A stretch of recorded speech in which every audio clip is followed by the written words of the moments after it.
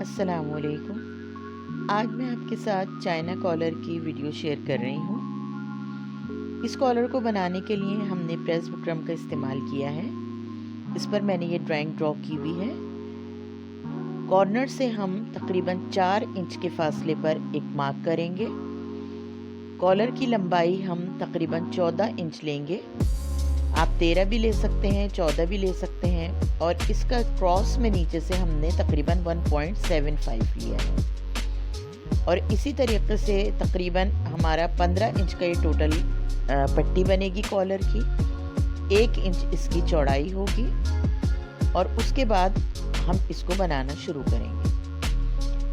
Collar की पट्टी बनाने के लिए हमारा तकरीबन 15 इंच का ये लंबाई आ रही है, जो डबल होकर 30 इंच बन जाती है। लेकिन हम इसको तकरीबन 3 इंच या 4 इंच से ज़्यादा बड़ा रखेंगे ताकि बड़ा हो जाए कॉलर, छोटा नहीं होना चाहिए। अब इसके बाद मैं ये प्रेस बुकरम कटिंग कर रही हूँ। कटिंग करने के बाद हमने सेंटर का जो ये एक्स्ट्रा पीस था इसको अलग कर दिया है, लेकिन इसको हम ज़ाया नहीं करेंगे। पहले इसको स्टिक करेंगे और उसके बाद जो हमारी ये साइड की पट्टी है कॉलर जिस पे लगना है वो स्टिक करेंगे। उसके बाद हमने अपने ये कंधे जोड़ लिए हैं। दोनों साइडों के कंधे जोड़ने के बाद फिर हमें अपने कॉलर की पट्टी को तैयार करना है। ये दूसरी साइड के कंधे भी मैंने जोड़ लिए हैं।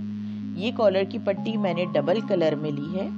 1/3 कलर इसमें मैंने वाइट फैब्रिक का लगाया है और बाकी 2/3 कलर जो है वो पर्पल कलर का लगाया है। हम एक सा भी कलर ले सकते थे, लेकिन मैंने डबल कलर से बनाया है। उसके बाद इस पट्टी को डबल फोल्ड करके हमने अच्छी तरह प्रेस कर लिया और अब जहां हमारा ट्रायंगल शेप आ रहा था वहां से हमने इसको लगाना शुरू किया और लगाते हुए दूसरे ट्रायंगल शेप की तरफ ले गए। ये कॉलर बनाना बहुत आसान होता है, देखने में ज़रा सा मुश्किल लगता है लेकिन बनाने में बहुत ईजी है। आप इस तरीके से कर बनाइए, इंशाल्लाह बहुत अच्छे तरीके से सफाई के साथ आपका कॉलर बनेगा।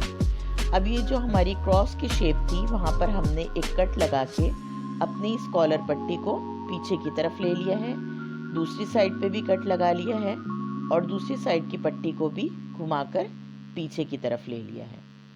प्रेस करके इसको अच्छे तरीके से कॉलर को हमने बिठा लिया है, लेकिन अभी हमने इसकी टॉप स्टिच नहीं लगाई है।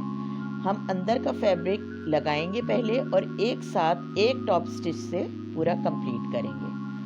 ये अंदर का फैब्रिक है जो हमें बीच में सेंटर में इन पट्टियों के लगाना है। इस प्रेस बुकरम के पीस से तकरीबन 1.5 इंच बड़ा हमने ये पीस अपने फैब्रिक पर लगा लिया और दोनों साइडों पर इसके हमने फैब्रिक स्टिच कर लिया है। अब ये जो हमारा फैब्रिक का प्रेस बुकरम का पीस था उससे 1-1 इंच का फासला रखते हुए हमने ड्राइंग कर ली और फ्रंट पर तकरीबन 8 इंच के गैप से हमने ये फैब्रिक अटैच करना है।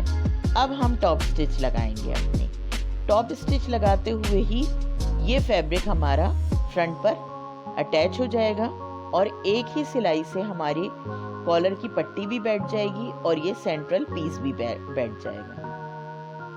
ये हमारा सेंट्रल पीस इसके ऊपर बैठ गया है। अब एक बूट की सिलाई एक और लगा लेंगे ताकि ये पीस भी अच्छी तरीके से फिक्स हो जाए और हमारी कॉलर पट्टी भी। ये देखें आप, ये चाइना कॉलर हमारा बनकर तैयार हो गया है।